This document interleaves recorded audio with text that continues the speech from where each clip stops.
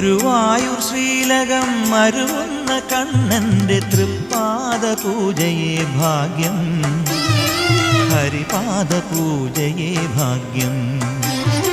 ഹൃദയം കൊതിക്കുന്ന രൂപം, ഭക്തഹൃദയം നമിക്കുന്ന രൂപം.